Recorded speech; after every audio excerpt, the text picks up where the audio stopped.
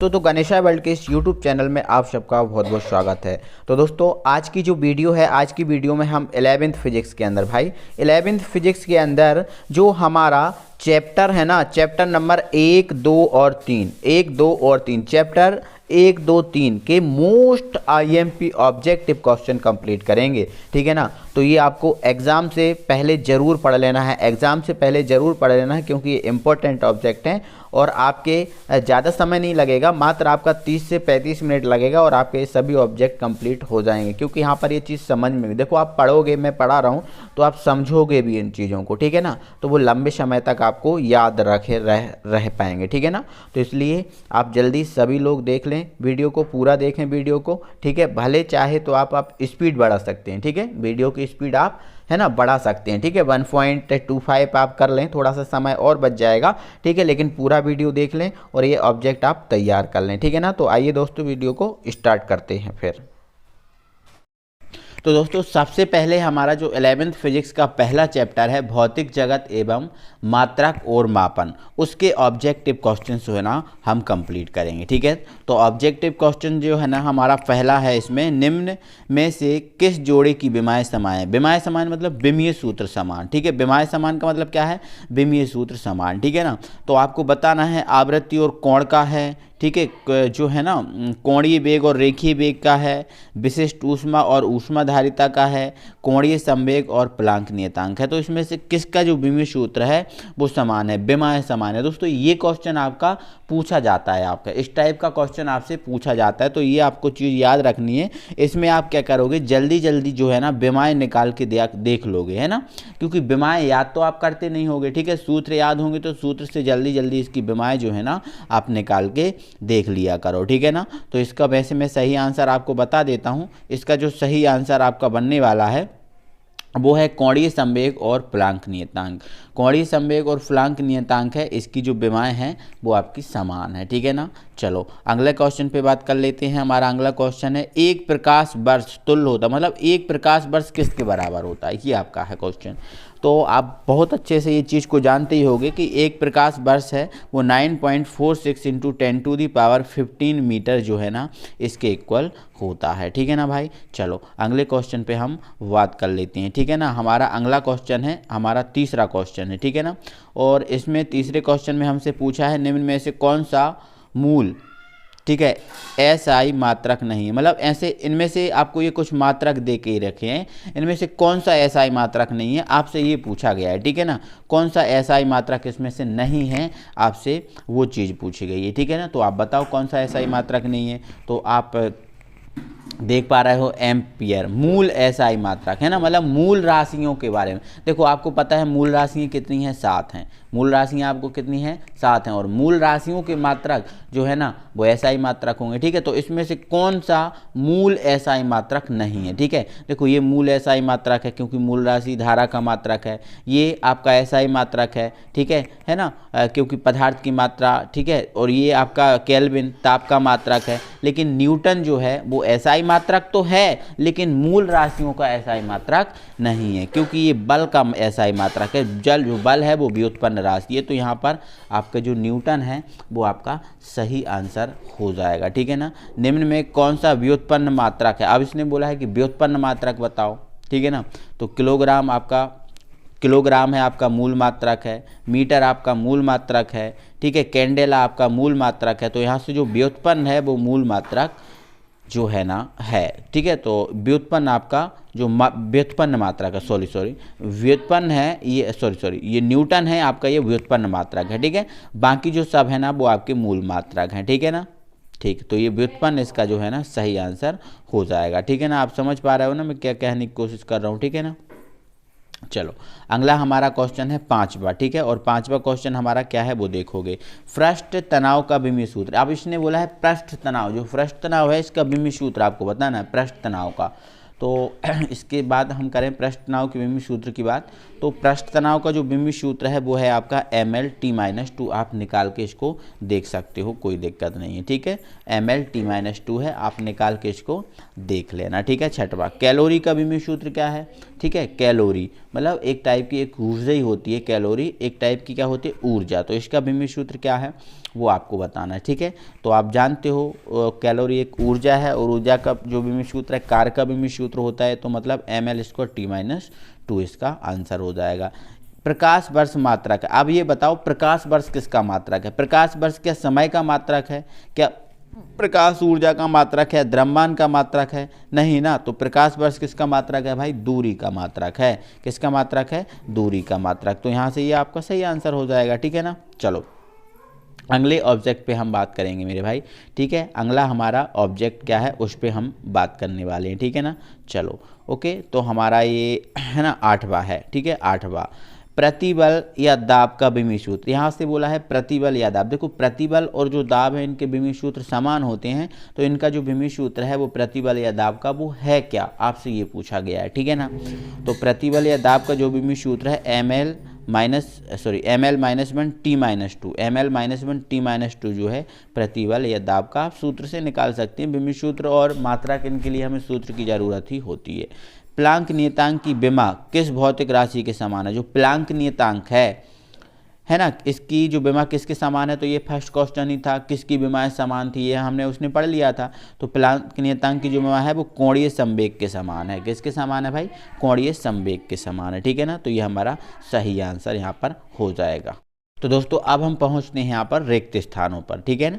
तो रिक्त स्थानों में हमारा पहला रिक्त स्थान है किसी यंत्र द्वारा की गई माप की यथार्थता की सीमा। मतलब कोई यंत्र है, किसी यंत्र द्वारा जो माप की गई है, तो उस माप की गई है उसकी यथार्थता की सीमा उस यंत्र की खाली स्थान द्वारा निर्धारित की जाती है। तो किसके द्वारा निर्धारित की जाती है आपको ये बताना है, ठीक है। तो उस यंत्र की अल्पतमांक द्वारा निर्धारित की जाती है, ठीक है। तो यहाँ पर जो है ना अल्पतमांक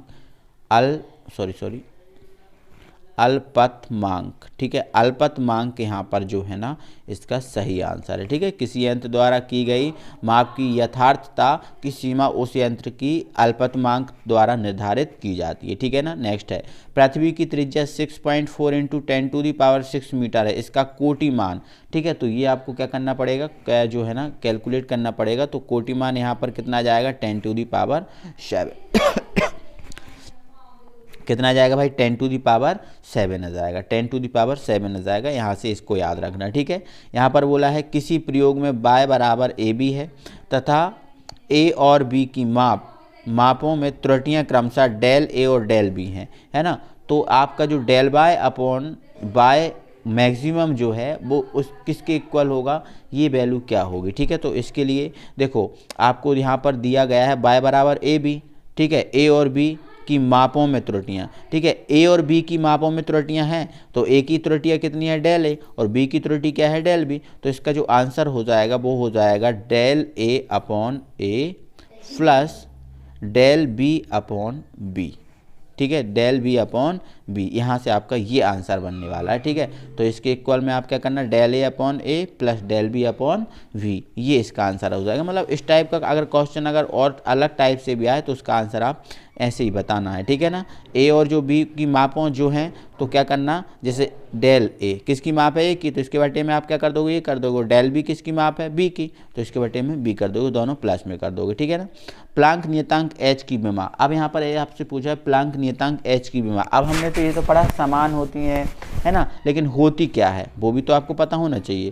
तो उसका आंसर हम आपको देते हैं, ठीक है। तो देखो इधर इसकी विमा होती है भाई ml² t-1, ml² t-1 इसकी ये विमा होती है, ठीक है ना। चलो प्लांक नियतांक 5वां है किसी राशि में जितने खाली स्थान सार्थक अंक होते हैं वह उतनी ही अधिक स्थायी होती हैं। मतलब इसने बोला किसी राशि में जितने खाली स्थान सार्थक अंक होते हैं वह उतनी ही अधिक यथार्थ होती है, उतनी ही अधिक यथार्थ सही होती है।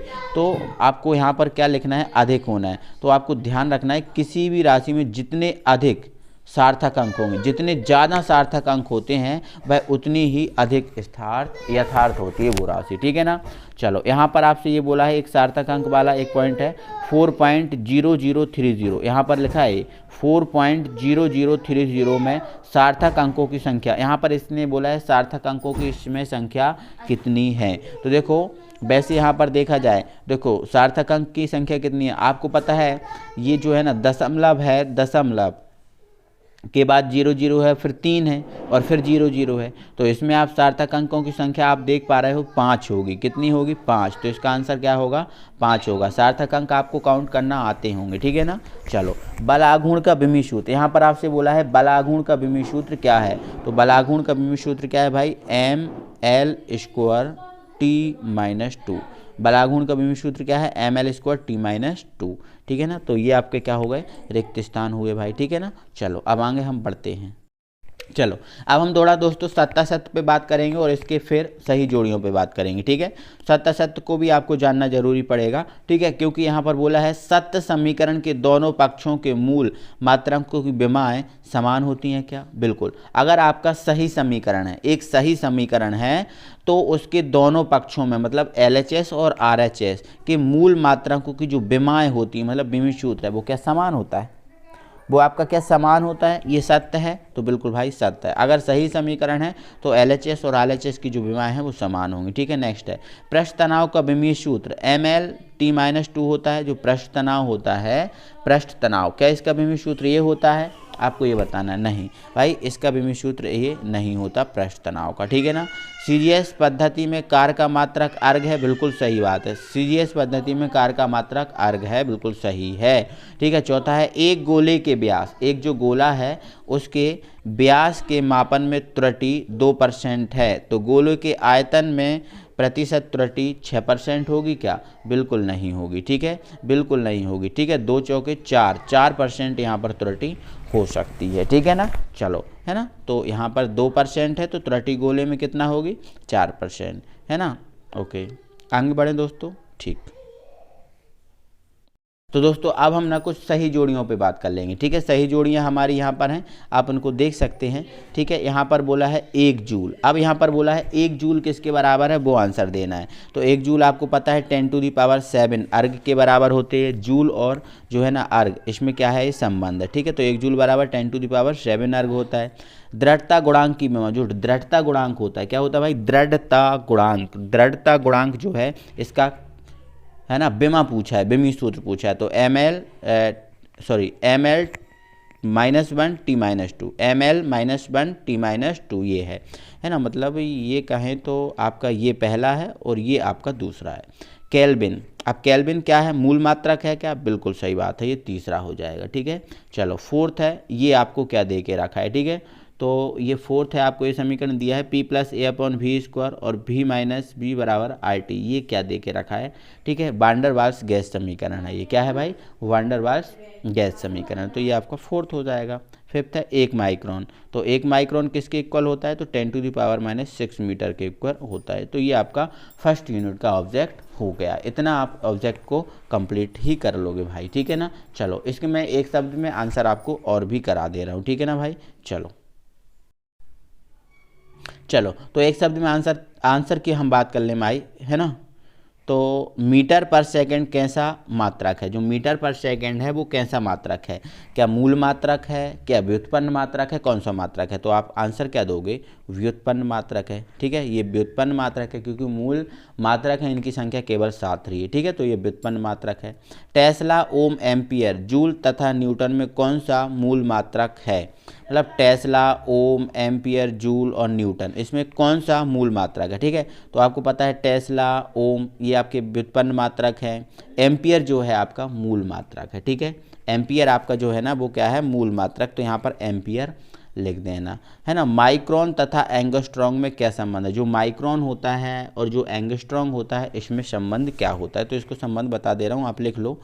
1 माइक्रोन, ठीक है, 1 माइक्रोन बराबर होता है 10,000। 1, 2, 3, ठीक है। ये 10,000 इकाई, दहाई, सैकड़ा, हज़ार, 10,000 एंगस्ट्रॉम, ठीक है, एंगस्ट्रॉम।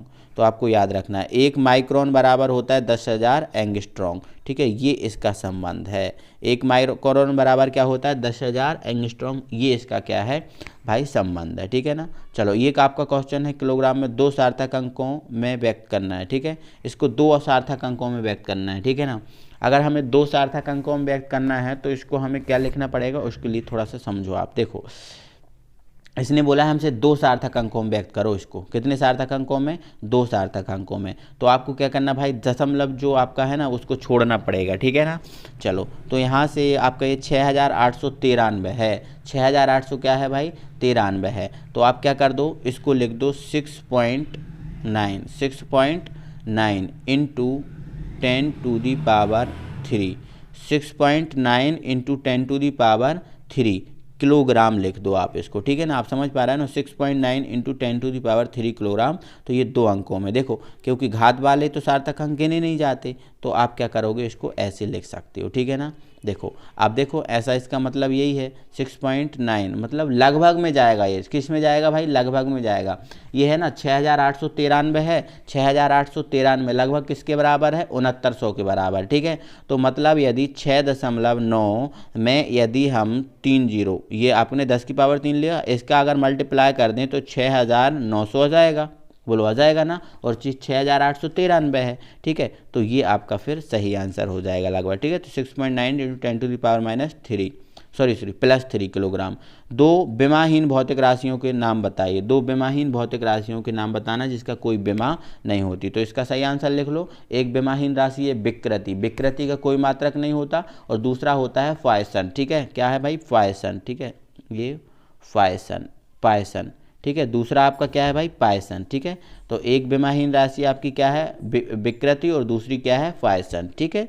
तो ये आपके फर्स्ट यूनिट के ऑब्जेक्टिव क्वेश्चन हुए, ठीक है। अब हम सेकंड यूनिट के दोस्तों ऑब्जेक्टिव क्वेश्चन करते हैं।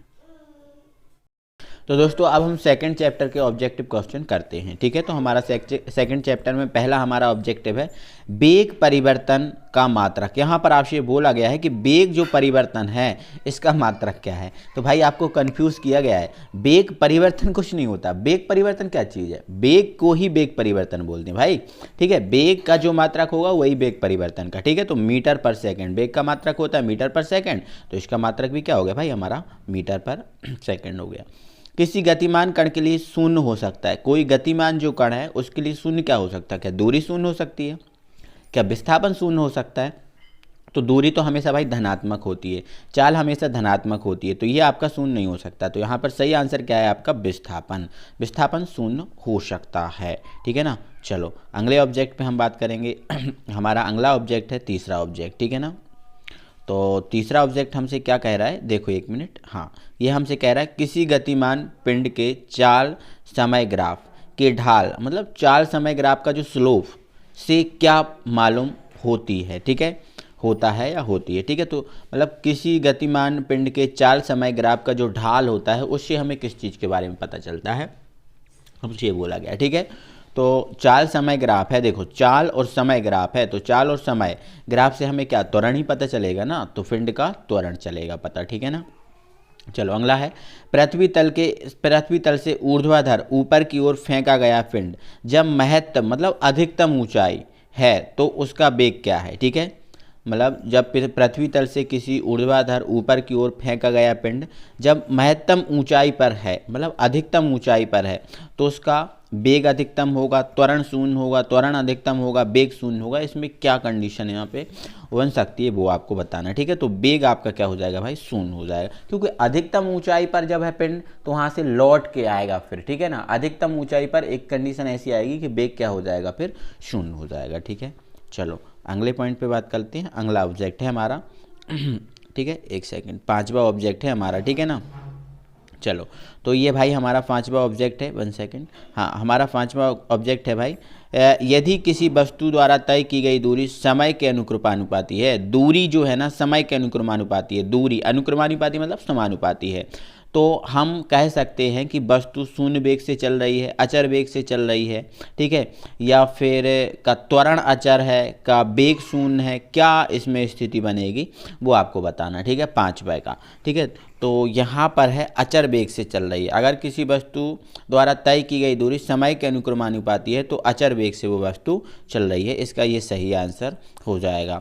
यदि दो राशियों का ग्राफ सरल रेखा है, मतलब दो राशि हैं, ठीक है, उनका ग्राफ कैसा है, सरल रेखा, तो दोनों राशियाँ क्या होंगी भाई, दोनों राशियाँ क्या हो सकती हैं, इसमें आपको आंसर बताना है। तो दोनों राशियाँ एक दूसरे के व्युत्क्रमानुपाती हो सकती हैं, ठीक है। अगर सरल रेखा ग्राफ है तो दोनों राशियाँ एक दूसरे के व्युत्क्रमानुपाती हो सकती हैं, ठीक है भाई।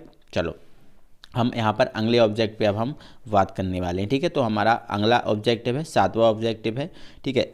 ये हमसे क्या कह रहा है वो देखना। एक वस्तु का चाल समय ग्राफ समय अक्ष के समांतर एक रेखा है। इसका अर्थ क्या है, एक वस्तु का चाल समय ग्राफ समय अक्ष के समांतर एक रेखा है। समय अक्ष के समांतर क्या है, एक रेखा है। इसका क्या अर्थ है, ठीक है ना, इसका क्या अर्थ है, तो वस्तु समान गति से चल रही है, इसका ये अर्थ है। देखो चाल समय ग्राफ, ठीक है, जो है वो समय अक्ष के समांतर है। समय अक्ष कैसा है, समांतर है। इसका मतलब यही है कि वस्तु समान वेग से चल रही है, तभी तो समांतर है, ठीक है ना। चलो अगला क्वेश्चन है, एक कार आधी दूरी 20 मीटर पर सेकंड की चाल से तथा शेष दूरी 30 मीटर पर सेकंड की चाल से तय करती है, तो है ना, तो कार की औसत आपको चाल बताना है, ठीक है ना। कितना सिंपल है भाई, औसत चाल बताना है, दोनों को जोड़ दो, 2 से भाग लगा दो, दोनों से जोड़ के दोनों को 2 से भाग लगा दो, तो कितना आ जाएगा, 25 मीटर पर सेकंड, ठीक है। 30 को और 20 को जोड़ना है और 2 से भाग लगाना भाई, आपको इतना करना है ना, और ज़्यादा नहीं करना है इसमें, ठीक है। 8वां है हमारा, ठीक है। तो आपका 25 मीटर पर सेकंड यहाँ से आंसर आ जाएगा, ठीक है ना। चलो अगले क्वेश्चन पे हम बात कर लेते हैं, ठीक है ना। हमारा अगला क्वेश्चन देख लेते हैं, हमारा क्वेश्चन नंबर 9 है, ठीक है ना। क्वेश्चन नंबर हमारा 9 है। वो क्या है, हमसे बोल रहा है असमान त्वरण होने पर वेग समय ग्राफ होगा। अगर त्वरण असमान है, ठीक है, त्वरण कैसा है भाई, असमान है, समान नहीं है त्वरण, असमान है, तो वेग समय ग्राफ कैसा होगा, तो वक्री। अगर समान होता तो सरल होता, ठीक है, अगर समान त्वरण होता तो समान सरल रेखा होता, लेकिन असमान है ना, तो वक्री होगा, ठीक है ना। चलो यदि यहाँ पर बोला है, यदि कोई वस्तु h ऊंचाई से गुरुत्व क्षेत्र में ब्राह्म अवस्था से नीचे गिरती है तो इस दूरी के अंतर्गत उसका वेग क्या होगा भाई, उसका वेग क्या होगा, तो ये हमारा इसका आंसर क्या हो जाएगा, तो इसका वेग होगा आपका ना, पता है ना आपको, ये वाला वेग आपने निकाला था, ठीक है। अगर किसी वस्तु को h ऊंचाई से गुरुत्व क्षेत्र में ब्राह्म अवस्था से नीचे गिरती है तो इस दूरी पर उसका वेग क्या होता है, v is equal to √2gh, v is equal to √2gh, ये सही आंसर है ना। चलो अगले क्वेश्चन पे बात करते हैं, हमारा 11वां है, ठीक है, 1 मिनट, हाँ हमारा 11वां है, नियत वेग से गतिमान वस्तु पर परिणामी बल। एक नियत वेग से गतिमान वस्तु है, उसका जो परिणामी बल होगा वो क्या होगा, तो परिणामी बल भाई शून्य होता है, ठीक है, परिणामी बल क्या होता है, शून्य होता है, ठीक है ना। चलो आगे हम बात करेंगे भाई, ठीक है। तो दोस्तों अब हम रिक्त स्थानों पे बात कर लेंगे, और रिक्त स्थान नंबर हमारा 1 है, किसी वस्तु द्वारा एक निर्दिष्ट दिशा में तय की गई दूरी को उस वस्तु का, देखो किसी वस्तु द्वारा एक निर्दिष्ट दिशा में, मतलब जो दी गई है दिशा, उस दिशा में तय की गई जो दूरी है उस दूरी को हम क्या कहते हैं, ये बोला है, ठीक है। निर्दिष्ट दिशा में आपने दी है दिशा, उस दिशा में तय की गई दूरी को आप क्या कहते हैं भाई, विस्थापन कहते हैं, ठीक है। तो यहाँ से विस्थापन इसका आंसर हो जाएगा, क्या हो जाएगा सर, विस्थापन इसका आंसर हो जाएगा। वेग परिवर्तन की दर को भाई सिंपल सा है, आप कहते हो त्वरण, ठीक है, त्वरण आंसर आ जाएगा, ठीक है। त्वरण बराबर क्या होता है भाई, त्वरण बराबर क्या होता है, वेग में परिवर्तन। यहाँ पर क्या आना चाहिए भाई, वेग में परिवर्तन बटे समय अंतराल, यही होना चाहिए ना इसका आंसर। वाहनों में लगा स्पीडोमीटर किस क्षण वाहन की, जो वाहनों में स्पीडोमीटर लगा होता है किसी क्षण वाहन की क्या बताता है, तात्कालिक चाल बताता है, ठीक है। स्पीडोमीटर क्या बताता, चाल बताता है ना, ठीक है, वाहन की चाल दर्शाता है, ठीक है, क्या दर्शाता है भाई, चाल दर्शाता है, तो यहाँ पर चाल लिख लेना, ठीक है। किसी गतिमान वस्तु का किसी निश्चित क्षण पर वेग क्या कहलाता है, किसी गतिमान वस्तु का किसी निश्चित क्षण पर वेग क्षणिक वेग कहलाता है। ठीक है, एक निश्चित क्षण बोला ना, निश्चित क्षण, तो तात्क्षणिक वेग लिख देना। ठीक है, वेग तो है लेकिन तात्क्षणिक वेग इसमें आंसर आने वाला। ठीक है ना। चलो, विरामावस्था में किसी वस्तु के लिए स्थिति समय ग्राम। विरामावस्था में, अब देखो हमने देखा है विराम अवस्था की बात कर रहे हैं। ठीक है, किसकी बात कर रहे हैं भाई? विराम अवस्था की बात कर रहे हैं, छठवां है हमारा। ठीक है, तो विराम अवस्था में किसी वस्तु के स्थिति समय ग्राफ किसके समांतर होगा? तो वो समय के समांतर होगा विराम अवस्था में। ठीक है ना, विराम अवस्था में समय अक्ष के समांतर होगा। ठीक है ना। चलो अगला है, एक सेकंड, अगला है, यदि वेग परिवर्तन दर एक समान है, अगर वेग में जो परिवर्तन की दर है वो एक समान है तो पिंड का त्वरण भी एक समान होगा। ठीक है, वेग एक समान है तो त्वरण भी क्या होगा भाई? एक समान होगा।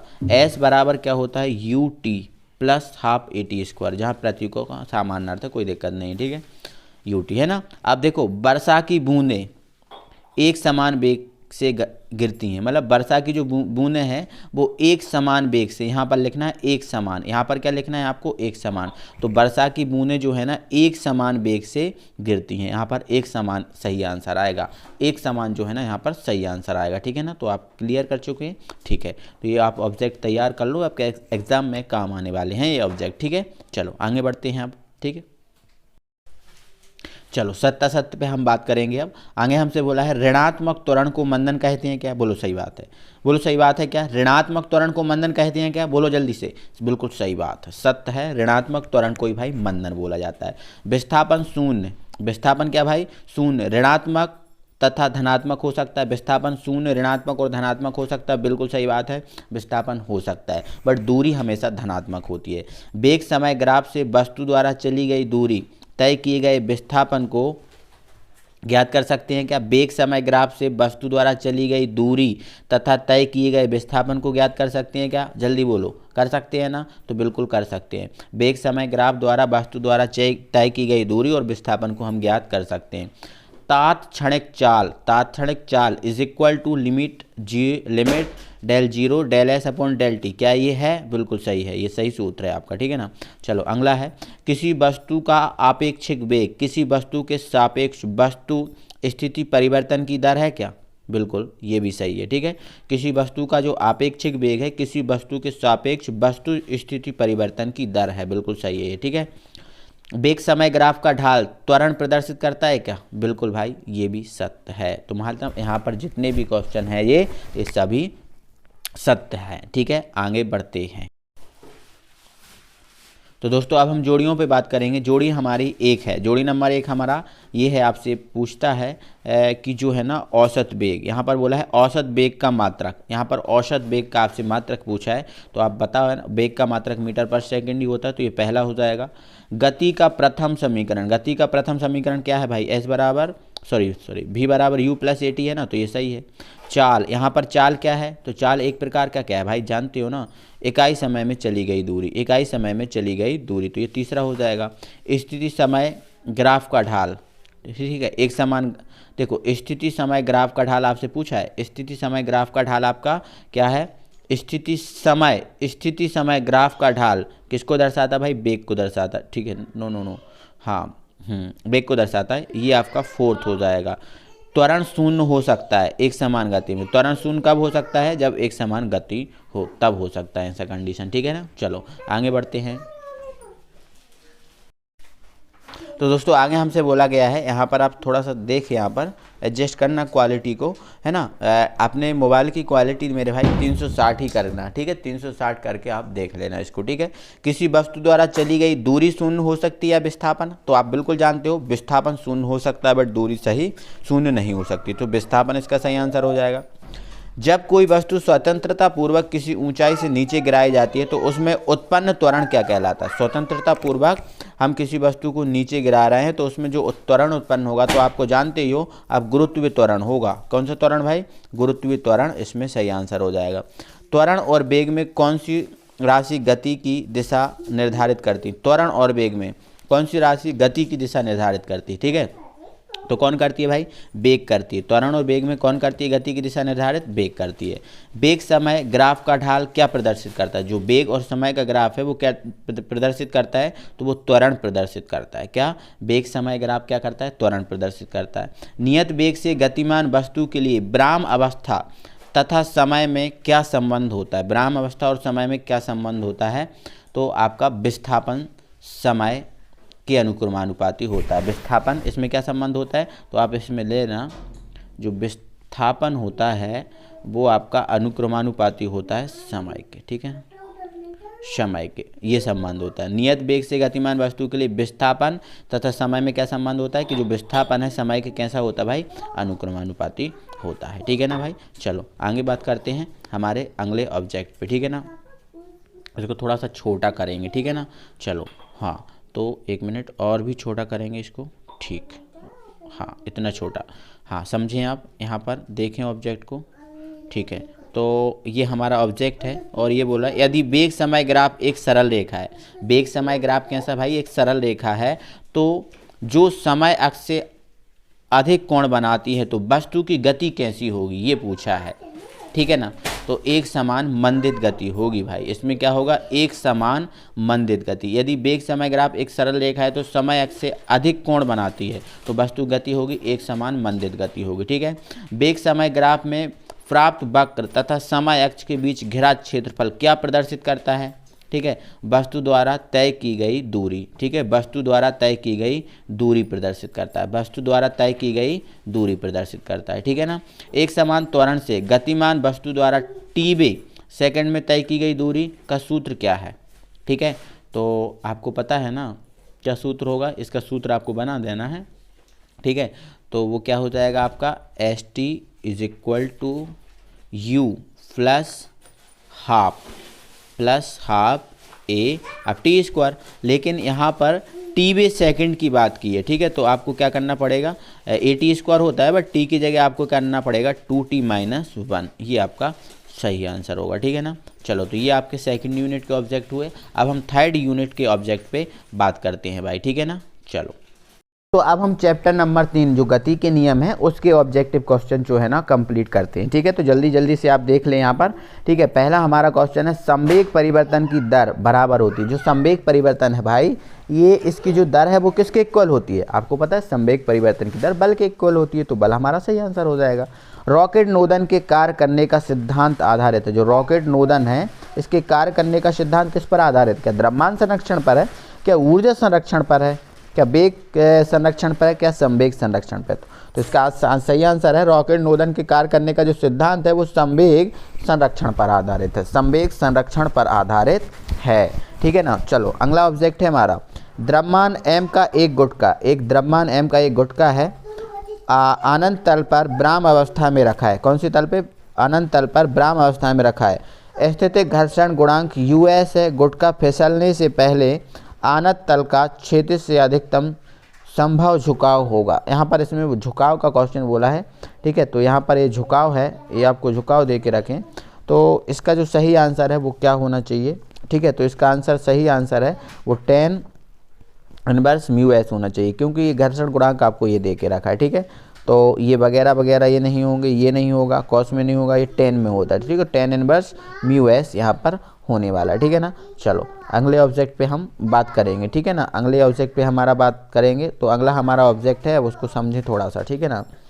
तो अगला हमारा ऑब्जेक्ट है एक खुरदरे आनत तल पर जो कि क्षैतिज से, मतलब आनत तल मतलब इस टाइप का तल है, इस टाइप का, ये आपका इस टाइप का तल, ठीक है ना। तो आप ध्यान रखें इस बात को, ठीक है। यहाँ पर बोला एक खुरदरे आनत तल पर जो कि क्षैतिज से 30 डिग्री के कोण पर है, 2 किलोग्राम का गुटका रखा है, ठीक है। कितने कोण पर है, 30 डिग्री के कोण पर है, ये 30 डिग्री के कोण पर, ठीक है ना। 2 किलो का गुटका रखा है, ये 2 किलो का गुटका रखा है, ठीक है। यदि घर्षण गुणांक 0.5 हो, घर्षण गुणांक कितना हो, 0.5 हो, तो गुटके पर लगने वाला घर्षण बल क्या होगा भाई।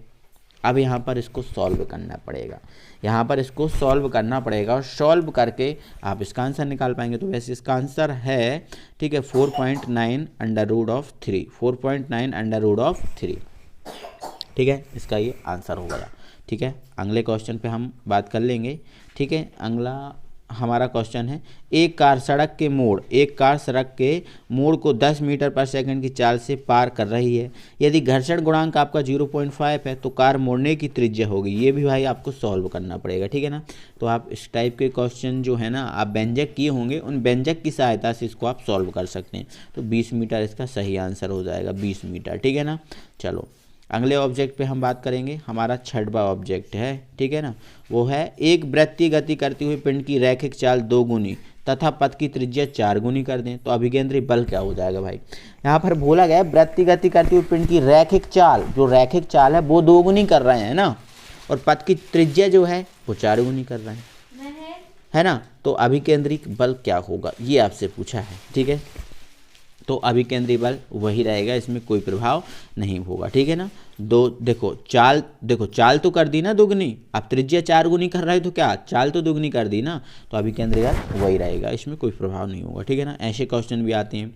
विभिन्न द्रव्यमान की अनेक वस्तुएं समान ऊंचाई से एक साथ ऊर्ध्वाधर, मतलब विभिन्न अलग अलग द्रव्यमान की 2 वस्तुएं, ठीक है, तो यहाँ से एक साथ ऊर्ध्वाधर नीचे गिराई जाती हैं तो पृथ्वी पर उनके टकराव के क्षण पर भिन्न भिन्न होगा। क्या भिन्न भिन्न होगा, ठीक है, जब वो टकराएंगे तो क्या क्या भिन्न होना चाहिए इसमें, ये आपसे पूछा गया। तो क्या संवेग भिन्न भिन्न होना चाहिए, संवेग भिन्न भिन्न होना चाहिए, ठीक है ना। वस्तु का वह गुण जो उसकी अवस्था में परिवर्तन का विरोध करता है क्या कहलाता है भाई। बहुत बढ़िया, बहुत बढ़िया, कितना अच्छा क्वेश्चन आ गया भाई, कितना अच्छा क्वेश्चन है, आप सब जानते हो, जड़त्व कहलाता है, ठीक है। वस्तु का वह गुण जो उसकी अवस्था में परिवर्तन का विरोध करता है क्या कहलाता है, तो वो आप जानते हो क्या कहलाता है, जड़त्व कहलाता है। तो जड़त्व इसका सही आंसर हो जाएगा, है ना। हमारा अगला है ऑब्जेक्ट नंबर 9, ठीक है ना। ऑब्जेक्ट नंबर हमारा 9 है, ठीक है। क्या है, किसी स्थान में वृत्ताकार मोड़ वाले किसी क्षैतिज मार्ग पर एक कार चल रही है, वृत्ताकार मोड़ है उस पर कार चल रही है। जब कार मार्ग के वृत्ताकार भाग पर आती है, मतलब वृत्ताकार जहाँ पर मोड़, वृत्ताकार भाग पर जहाँ पर मुड़ना है उस पर आती है, तब उसके कौन से पहिए थोड़े से ऊपर उठ जाएंगे, ये आपको बताना है। क्या बाहर वाले, क्या भीतर वाले, क्या आगे वाले, क्या पीछे वाले। बिल्कुल ऐसा कुछ नहीं है, बाहर वाले होगा सही आंसर, ठीक है ना। सही आंसर आपका क्या हो जाएगा भाई, बाहर वाले हो जाएगा, ठीक है ना। तो हमारा बाहर वाले सही आंसर, क्योंकि जब हम ये कार जो है ना इस टाइप, देखो ऐसी एक कार जा रही है, ठीक है, तो इस तरफ वाले जो बाहर वाले, ये तो यहाँ पर एक केंद्र है इसका, यहाँ तो मुड़ना है, तो ये बाहर वाले जो पहिए हैं ना वो पीछे उठ जाएंगे, ठीक है ना। चलो आगे बढ़ते हैं, अगले ऑब्जेक्ट पे हम बात कर लेते हैं। एक पिंड आर त्रिज्या के वृत्तीय पथ पर एक समान चाल भी से घूम रहा है, पिंड का कोणीय त्वरण अभिकेंद्रीय त्वरण क्या होगा, आपसे ये पूछा है। एक पिंड है आर त्रिज्या के वृत्तीय पथ पर एक समान चाल भी से घूम रहा है, तो पिंड का कोणीय त्वरण क्या होगा, आपसे ये पूछा गया है भाई, ठीक है ना। तो v² होगा, v² होगा इसका सही आंसर, ठीक है ना। चलो अगले ऑब्जेक्ट पे भाई हम बात कर लेते हैं। अगले ऑब्जेक्ट है हमारा, यहाँ पर हमसे बोला गया है, ठीक है, हमसे बोला गया है न्यूटन का मूल नियम है। न्यूटन का मूल नियम क्या है, न्यूटन का जो मूल नियम है वो क्या है, द्वितीय नियम। केवल न्यूटन का जो मूल नियम है वो केवल द्वितीय नियम है, आप इस बात को याद रखना। मूल नियम केवल कौन सा नियम है भाई, द्वितीय नियम है, ठीक है ना। चलो आगे हम बात करेंगे। अगला है हमारा ऑब्जेक्ट। अब दोस्तों हम रिक्त स्थान पे आ जाएंगे और यहाँ पर बोला है 1 किलोग्राम भार बराबर कितने न्यूटन होगा। तो यहाँ पर 1 किलोग्राम भार बराबर 9.8 न्यूटन होगा। 1 किलोग्राम भार बराबर कितना होगा, 9.8 न्यूटन। घोड़ा शून्य आकाश, क्या है, घोड़ा शून्य आकाश में गाड़ी नहीं खींच सकता, मतलब शून्य आकाश में गाड़ी जो है ना नहीं खींच सकती। देखो घोड़े हमें पता है गाड़ी खींच लेते हैं, बट शून्य आकाश में गाड़ी नहीं खींच सकता, क्योंकि खालिस्तान बल प्राप्त नहीं होता। कौन सा बल प्राप्त नहीं होता, क्योंकि प्रतिक्रिया बल प्राप्त नहीं होगा, ठीक है। तो यहाँ पर आंसर आ जाएगा प्रतिक्रिया बल, ठीक है ना दोस्तों। चलो आगे बढ़ते हैं। अगला हमसे बोला गया है मोड़ों पर, यहाँ पर बोला गया है मोड़ों पर रेल की बाहरी पटली कुछ ऊपर उठ जाती हैं, ऊपर रखी जाती हैं, ठीक है, बिल्कुल सही बात है, ऊपर रखी जाती हैं, उठ नहीं जाती, ऊपर रखी जाती हैं, ठीक है ना। चलो एक वस्तु आर त्रिज्या वाले वृत्त के चारों ओर एक चक्कर पूरा करती है, एक वस्तु r त्रिज्या वाले वृत्त के चारों ओर एक चक्कर पूरा करती है। तो अभिकेंद्रीय बल F द्वारा किया गया कार्य, जो अभिकेंद्रीय बल है उस F द्वारा जो किया गया कार्य होगा वो खाली स्थान होगा। तो क्या होना चाहिए भाई, क्या होना चाहिए, तो भाई शून्य होना चाहिए, ठीक है ना। एक वस्तु r त्रिज्या वाले वृत्त के चारों ओर एक चक्कर पूरा करती है, तो अभिकेंद्रीय बल भाई F द्वारा किया गया कार्य शून्य होगा ना, पूरा चक्कर लगा लिया ना भाई उसने, तो ठीक है। चलो, बल का आवेग, बल का आवेग संवेग में परिवर्तन, बल का आवेग बराबर क्या होता है, संवेग में परिवर्तन, ठीक है, संवेग में परिवर्तन, यहाँ सही आंसर हो जाएगा, ठीक है ना। चलो, घर्षण बल का परिणाम, जो घर्षण बल होता है इसका परिणाम अभिलंब प्रतिक्रिया बल के अनुक्रमानुपाती, जो घर्षण बल है इसका परिणाम अभिलंब प्रतिक्रिया बल, यहाँ पर लिख लेना छठवें ऑब्जेक्ट में, छठवें रिक्त स्थान में, अभिलंब प्रतिक्रिया बल के अनुक्रमानुपाती होता है, अभिलंब प्रतिक्रिया बल के अनुक्रमानुपाती होता है, ठीक है ना। चलो अगले ऑब्जेक्ट पे बात करेंगे, ठीक है। जड़त्व एक, अब यहाँ पर बोला है जड़त्व क्या है, तो जड़त्व एक अदिश राशि है, ठीक है ना, अदिश राशि, ठीक है। छठवें में क्या है, अभिलंब प्रतिक्रिया बल, और सातवां में क्या है, अदिश राशि। तो ये हमारे क्या होगा भाई, ऑब्जेक्ट रिक्त स्थान हो गए। अब हम सत्तासठ पे बात करेंगे, लोटनिंग, यहाँ पर आपसे बोला गया है लोटनिंग घर्षण का मान सर्पी घर्षण से अधिक होता है भाई, बिल्कुल नहीं। लोटनिंग घर्षण का मान सर्पी घर्षण से अधिक नहीं होता, बल्कि सर्पी घर्षण का मान अधिक होता है लोटनिंग घर्षण से, तो ये असत्य है, ठीक है ना। अभिकेंद्रीय बल छदम बल है, बिल्कुल नहीं, ठीक है, अभिकेंद्रीय बल छदम बल नहीं है, अपकेंद्रीय बल छदम बल है, अभिकेंद्रीय नहीं अपकेंद्रीय, तो यहाँ से आपका ये सही आंसर हो, नहीं मतलब ये भी असत्य हो जाएगा, क्योंकि अभिकेंद्रीय बल छदम बल नहीं है ना। आवेग का मात्रक न्यूटन इंटू सेकेंड होता है क्या, बिल्कुल ये सही आंसर है, ठीक है। प्रतिक्रिया के बराबर एवं विपरीत प्रतिक्रिया होती है, ये न्यूटन का द्वितीय नियम है, नहीं भाई ये द्वितीय नियम नहीं है भाई, ये तृतीय नियम है, तो यह सत्य हो जाएगा। पांचवा, कोई भी पिंड अपनी अवस्था में परिवर्तन का विरोध जड़त्व के गुण के कारण करता है क्या, बिल्कुल भाई, बिल्कुल भाई सत्य है, ये तो चीज भाई सत्य है, ठीक है। आगे बढ़ेंगे, चलो सही जोड़ियों पे बात करेंगे। सही जोड़ियाँ बहुत इंपॉर्टेंट है, देखो आप कई सन इसमें डली हुई हैं, आ चुकी हैं। बल का आवेग, एक सेकेंड, हाँ बोला है आपसे बल का आवेग, आपसे बोला है बल का आवेग, ठीक है। बल का आवेग क्या है, तो यहाँ पर बोला गया बल का आवेग क्या है, तो बल का आवेग भाई न्यूटन इंटू मीटर, ठीक है ना, पहला हो गया, ये पहला हो गया भाई, ठीक है। जड़त्व की माप, यहाँ बोला है जड़त्व की माप क्या है भाई, जड़त्व की माप, जड़त्व की माप क्या है भाई, द्रव्यमान, तो ये आपका दूसरा हो जाएगा।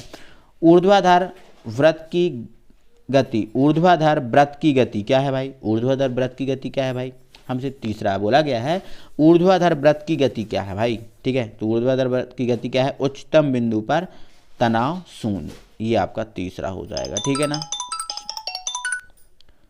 तीसरा हो गया, ठीक है ना। चलो आगे बात कर देंगे, यहाँ पर तीसरा हो गया है अपकेंद्रित, यहाँ पर बोला है अपकेंद्रित, बोला है ना अपकेंद्रित, फोर्थ है हमारा ये, ठीक है। तो अपकेंद्रित क्या है, अपकेंद्रीय बल की बात, तो अपकेंद्रीय बल द्वारा क्या है, दूध से क्रीम निकाला जाता है ना भाई, कपड़े धोए जाते हैं, ठीक है ना। वॉशिंग मशीन है जो अपकेंद्रीय बल पे काम करती है, दूध से क्रीम निकालना या अपकेंद्रीय बल पे कार्य करता है, तो फोर्थ हो जाएगा। घर्षण गुणांक एवं घर्षण गुणांक बा घर्षण कोण, घर्षण गुणांक बा घर्षण कोण, ये क्या चीज़ है, तो ये घर्षण गुणांक बा घर्षण कोण ये चीज़ है, mu S is equal to tan theta, ये पांचवा है, ठीक है ना। छठवा बल, यहाँ पर बोला है बल, बल क्या चीज़ है भाई, बल क्या चीज़ है भाई, आपका छठवा है, ये बोला है बल क्या चीज़ है, ठीक है ना। तो सदिश बल क्या है, सदिश है ना, बल क्या है, सदिश राशि है ना भाई, आपकी सदिश राशि है ना बल, ठीक है। सदिश राशि है किलोग्राम मीटर स्क्वायर पर सेकंड स्क्वायर, ये इसका सही आंसर है, तो ये छठवा है इसका, ठीक है ना। चलो इसके बाद हमारा सातवां बचा है, तो भाई कर ही लो ना, स्थितिक घर्षण गुणांक, स्थितिक घर्षण गुणांक उसके जस्ट सामने ही आपको दे के रखा है ना भाई, ठीक है। तो ये आपका सातवां हो जाएगा, तो ये आपके भाई क्या हो गए, ये आपकी सही जोड़ियाँ हो गई। अब हम आगे बात कर लेते हैं, ठीक है, चलो।